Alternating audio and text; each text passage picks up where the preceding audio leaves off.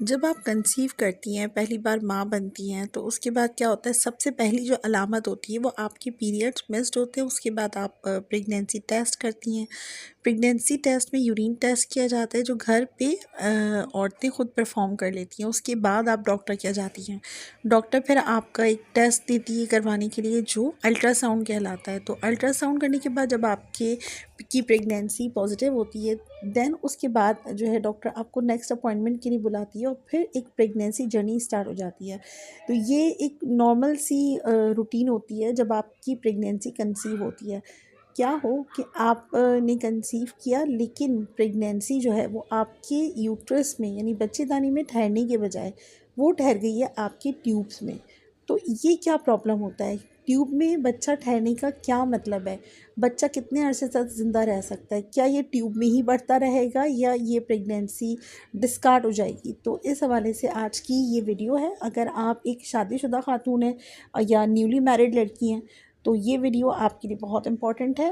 और प्रेगनेंसी के हवाले से आप मेरे चैनल को सब्सक्राइब कर सकती हैं अगर आप न्यूली मैरिड हैं या शादीशुदा खातून हैं। मैं हूँ डॉक्टर हिरा, और प्रेगनेंसी इश्यूज़ के हवाले से बहुत सारे क्वेश्चंस के हवाले से इस चैनल पर आपको गाइड करती हूँ। टॉपिक की तरफ चलते हैं हम कि एक ख़ास कंडीशन होती है प्रेगनेंसी में।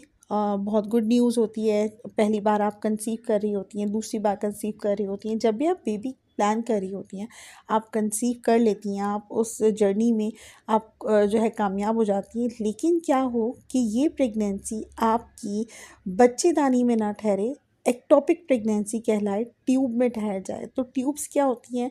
ये वो नले होते हैं जो आपके बच्चेदानी को दोनों तरफ ओवरी के साथ बंधे हुए होती हैं और ये बच्चेदानी को होल्ड करके रखती हैं। जब हस्बैंड के साथ मिलते हैं तो हस्बैंड का जो स्पर्म है वो आपकी ओवरी से निकलने वाले एग से जब मिलता है, तो वो वजाइना के रास्ते यूट्रस को गुजरता हुआ जाकर यही फिलोपियन ट्यूब्स में जाके ओवरी से जो निकलने वाला एग है उससे मिलता है।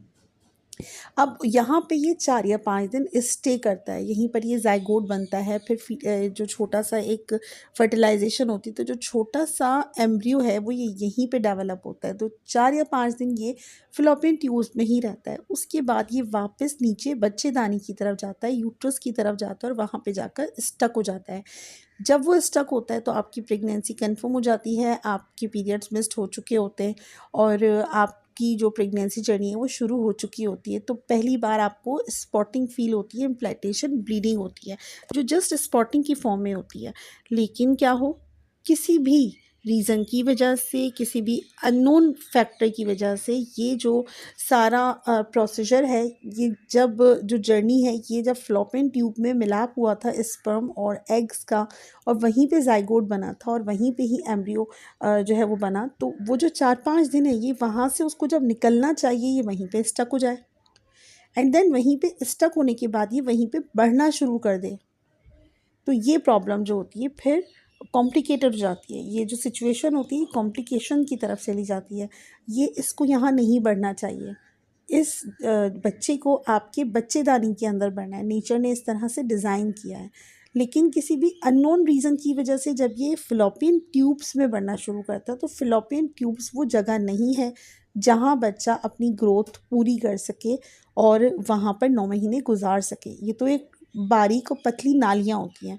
इन नालियों में इसकी ग्रोथ 9 महीने नहीं चल सकती। तो क्या होता है, एक वक्त आता है कि बच्चा थोड़ा बढ़ता है और थोड़ा बढ़ता है, वो तीसरे महीने तक पहुंचता भी नहीं, 12 हफ्ते तक पहुंचता भी नहीं, तो 8 हफ्ते या 9 हफ्ते या 10 हफ्ते में जाकर जब वो बढ़ना शुरू करता है, तो जो ट्यूब में इलास्टिसिटी है उसको जितना फैलना था वो फैल गई। लेकिन एक वक्त आता है कि ट्यूब उस बच्चे को होल्ड नहीं कर सकती और वो रप्चर हो जाती है, फट जाती है, जिसकी वजह से शदीद पेन देखने को मिलता है। तो ये जो पेन है, ये शिद्दत है पेन की, शार्प पेन अगर आपको होता है, उसके साथ आपको हैवी ब्लीडिंग शुरू हो जाती है, जो एक अर्जेंसी की कंडीशन है। आप डॉक्टर के यहाँ जाती हैं, पता चलता है, टेस्ट होता है, अल्ट्रासाउंड होता है, पता चलता है आपको तो एक टॉपिक प्रेगनेंसी थी।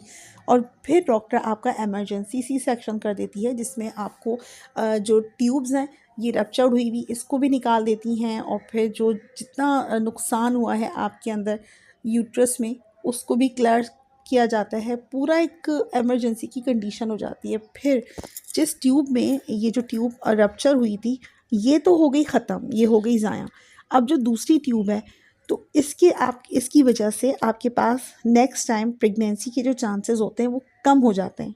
जितने पहले थे 100% चांसेस थे, अब एक 2 ट्यूब नहीं है, 1 ट्यूब है, तो 1 ट्यूब से जो कंसीव करने के चांसेस हैं वो काफ़ी हद तक कम हो जाते हैं। तो ये एक प्रोसीजर होता है टॉपिक प्रेगनेंसी का, इस तरह की बातें होती हैं।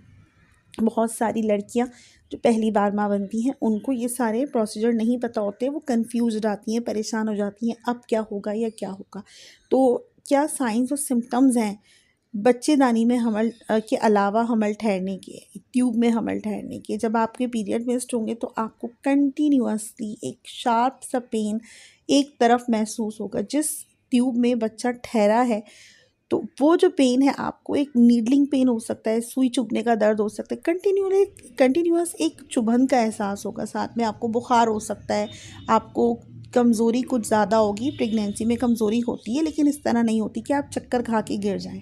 आपको ब्लड विजन हो सकता है, आपको मुसलसल कमर में दर्द, इवन के शोल्डर पेन भी हो सकता है। अब लोग ये क्वेश्चन करते हैं कि शोल्डर पेन क्यों होता है, प्रेगनेंसी तो नीचे ठहरी है।